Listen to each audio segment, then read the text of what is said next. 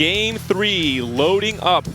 All eyes on two players who have outperformed the field at the start of this Grand Finals, Tomino and Weimu, both trying to reach check. They only need a top 4 to do so. Looking across the board, we do have solo leveling coming in from YBY1, so he's sticking to his guns, going to go for that fast 9, get some extra level pumps up. YBY with invested. And we're seeing, man, YBY all tournament long, this guy has looked like he wants to be able to play in a fast 9 and has found the spot time and time again with this essentially double econ start of solo leveling into the invested. And Terry has picked up Call to Chaos with a whole lot of emblems. Oh. Is this Bis Seraphine, Clement? Wait, it's actually pretty good. Now, yeah. I guess if you had I'm not joking, Kinkley. I'm offended you think so. It's a lot of damage amp for sure going into this position, but I can't imagine this is the thing that he wanted to hit, you know. We'll see if he can find some Reforgers maybe in the next PvE round. That would help him a lot. More than anything, wants to find the Jinx, right? To get the Sniper online, to get the Star Guardian online. The only real, you know, the not ideal emblems here are the Juggernauts, and I have to assume, I guess the Protector's also pretty good. And the Strategist, not really ideal for the Star Guardian build. And talking about Fast 9 players, here's YBY1's board. Already did his roll down. Hit Braum 2, hit the Lee of 3 items, TF.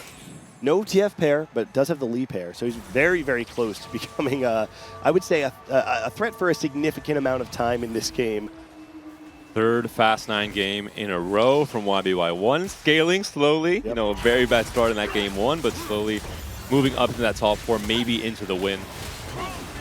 Obviously going more for the Juggernauts due to the early slams from the Fury for solo leveling, so could not really opt to play his more traditional Bastion. Great augment selection coming in from him, invested on 3-2, probably the best augment if you're going for this Fast 9 line, and also a stage 4 Twisted Fate. Wow. Weak side for this Darius here for Sangyup. Has to try and stay alive. It's a 3 loss streak for now for the Korean player. Darius up into the middle, going to be surrounded by the Lee Sin. A lot to chew through here with Maldahar slowly getting that damage in, but it looks like it's too little too late. YBY board is just way too strong in this Fast 9. That's curtains for Sangyup. Unfortunate 8th place for the Korean player in Game 3. Yep. Earlier in Stage 5. Oh, gets the strongest matchup in the lobby, YBY1's board. This is bad news for Weimu Luoqiu and potentially good news for everyone else, but Ironbog and Seoul, this also means they don't have to fight YBY1, at least not the real one. Yeah.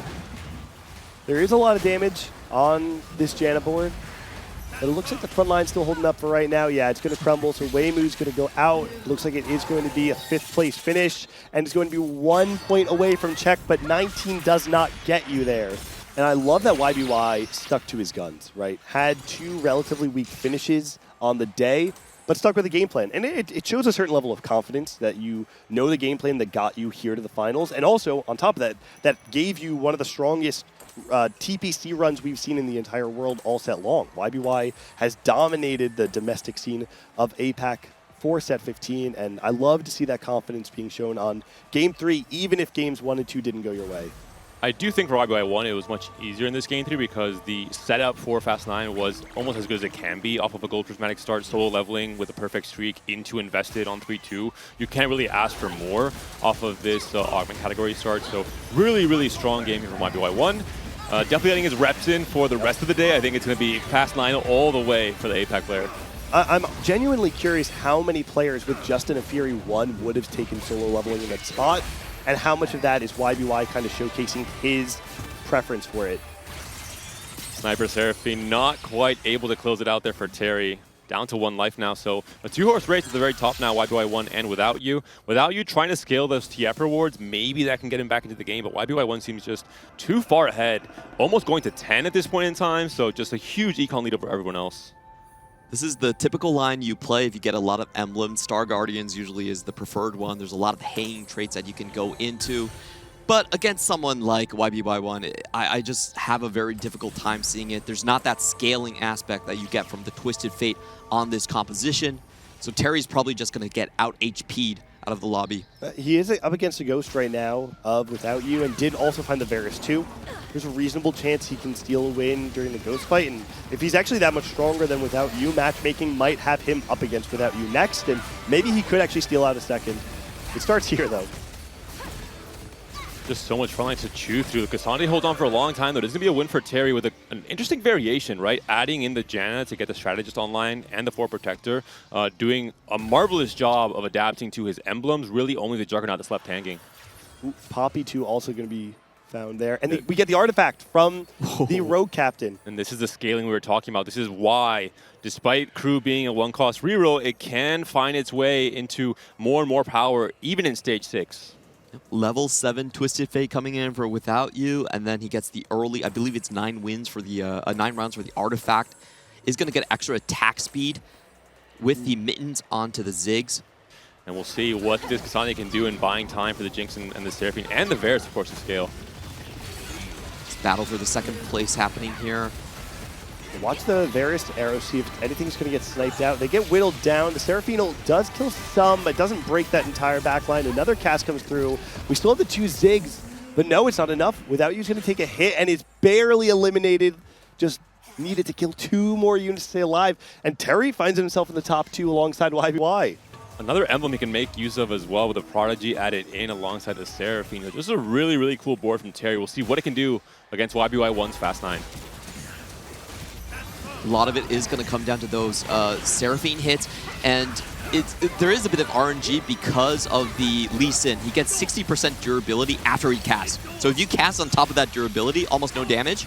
Frontline is still there. It's starting Varus to crumble, putting a lot of work. Wait a second. YBY1 still a lot of life to work with, but the win streak has been snapped now. The Poro fans took most or all of that damage there with how much the Braum had scaled the HP shield for YBY1, so still 2, maybe 3 lives.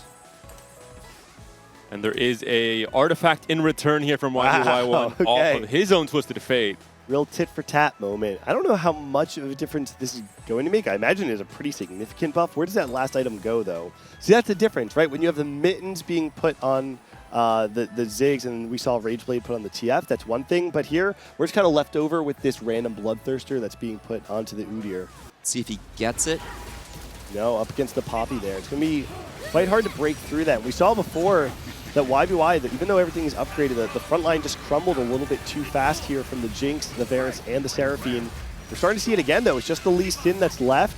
Gets another cast, but that backline is still all alive. The TF is doing its very best, but no, YBY is going to take another hit there.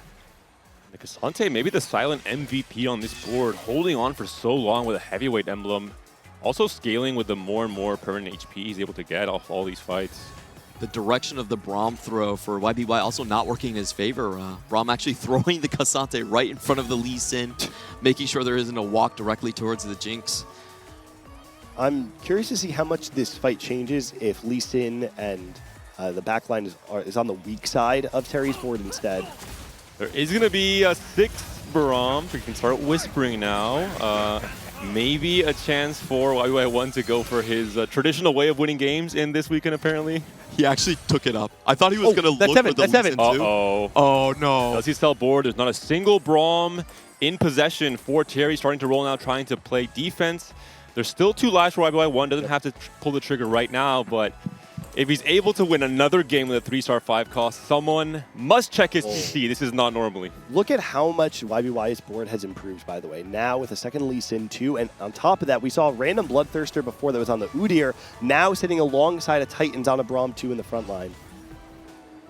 I do expect this to go in YBY1's favor right now. It's just about the stacking of the position. He has it on the Varus, which is actually bigger of a damage threat. It's not going to be able to reach it, though. Gets a little bit of chip damage onto that Seraphine there, though. The TF maybe able to close that out. Frontline is holding up a lot longer than last time for YBY, but we see the TF is down. It's just the Zyra dealing damage alongside the TF.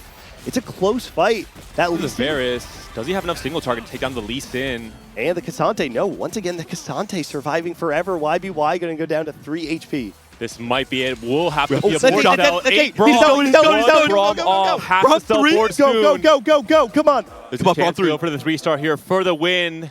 Is there defense from Terry? That's the big question. Does he actually find it? Oh, he's got it! YBY! YB1, 3-star Braum. Are you to win kidding game me? 3, snatching it away from Terry.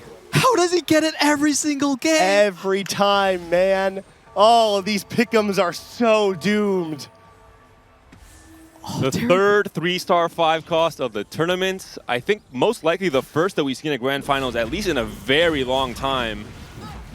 If you're Terry, you just have to smile here. Yeah, This is unreal. Fit to YBY win.